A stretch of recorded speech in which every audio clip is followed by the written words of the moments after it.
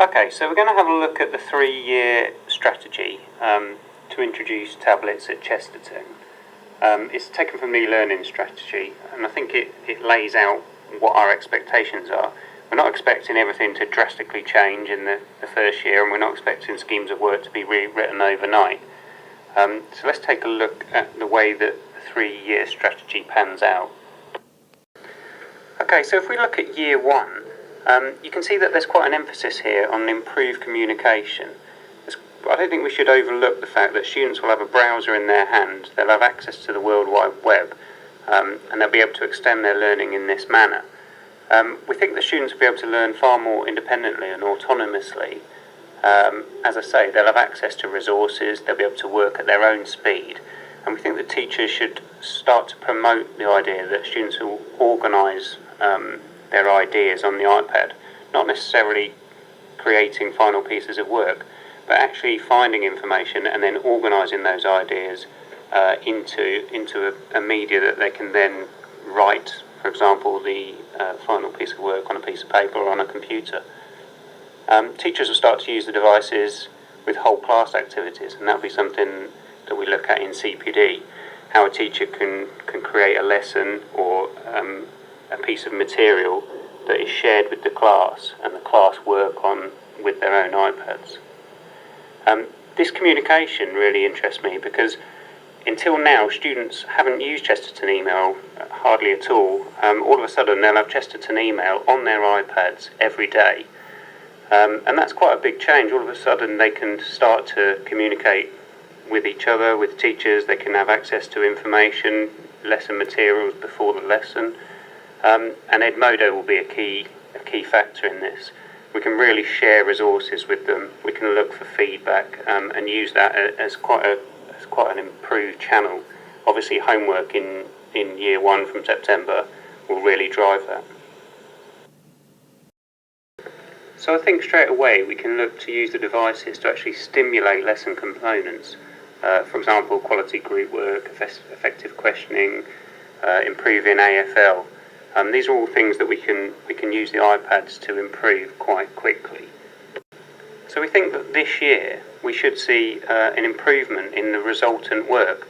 As I say, I don't think that all work will be actually completed on the iPad. We don't see them as word processors, but I do think that by the end of the year we should, across the school, start to see the resulting work improving, because the fact that students have access to more information and they can organise their ideas in a manner that suits their learning style best.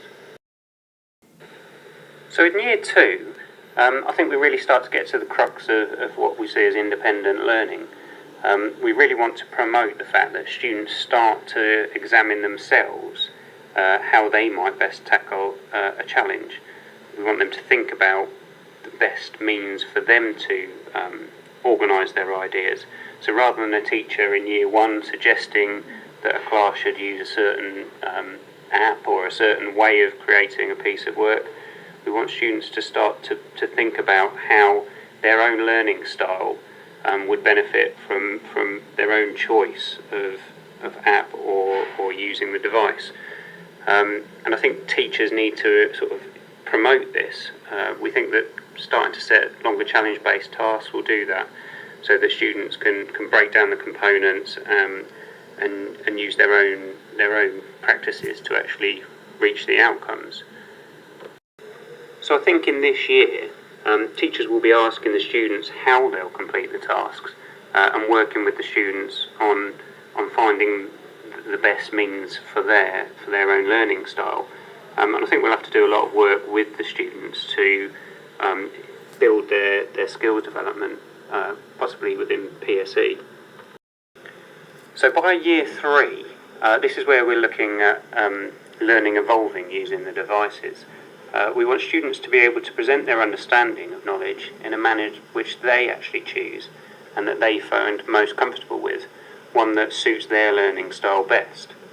For example, if they're presented with an outcome of showing their understanding of a particular topic, some will choose different ways of presenting that. Some will create a presentation, some will create a video, some will still write it on a piece of paper, but it will be that student that chooses how to present that outcome.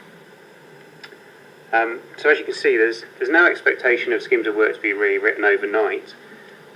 Teaching and learning will evolve, and we understand that this is a path that we're all travelling along, and we need to sort of learn together on this. And even these year expectations of impact will probably evolve as we move through. You know, they might travel at a faster pace, and we might find that actually we can extend what we think we can achieve within this time. But we won't know that until we move through the time period. A model we've long used to assess how technology might impact teaching and learning is called the SAMR model. The SAMR model suggests that technology starts off by just substituting current ways of learning, and that's not an ideal practice. Technology can then augment, modify, and finally redefine learning. We've long believed here at Chesterton that technology shouldn't be used just for technology's sake, and that it should only be implemented if it's actually to improve learning. We understand that some students and some lessons will use technology to redefine learning very quickly, but we have no expectation this will happen across the board in year one. In fact, I think that some substitution will have benefits as students and teachers will become more familiar with the new technology, and I think that organic benefits will ensue. For example, substituting writing on paper to writing on an iPad is substitution of a task, but the new media can lead to other advantages, such as the students sharing their work in different formats and sharing it at different times, extending the lesson outside of the classroom. Using media-rich ebooks or fancy subject-specific apps might not redefine learning or a lesson, but it's certainly augmenting the learning and possibly modifying it, and this shouldn't be undervalued. So I think looking at this model, Chesterton should strive to redefine learning where appropriate, whether in an individual lesson or an entire topic within 3 years. We know that some teachers are already planning and creating content to redefine lessons and topics earlier than the 3-year plan. In years 1 and 2, if we can improve learning by modifying and augmenting current tasks and practices in many lessons, then that would be a fantastic achievement.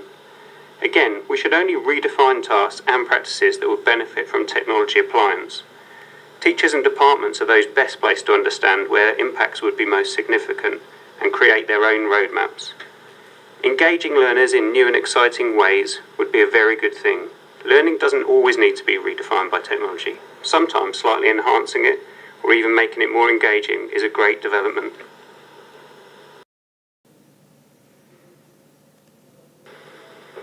We firmly believe that use will organically evolve and students will become independent learners. In fact, let's not forget that the fundamental cornerstone of this project is to enable learners to become more independent. Having always-on access to the internet will start the transformation of this attribute in one fell swoop. After all, where do you go if you want to find information or reinforce your understanding of a matter? I use the internet, and so will the kids.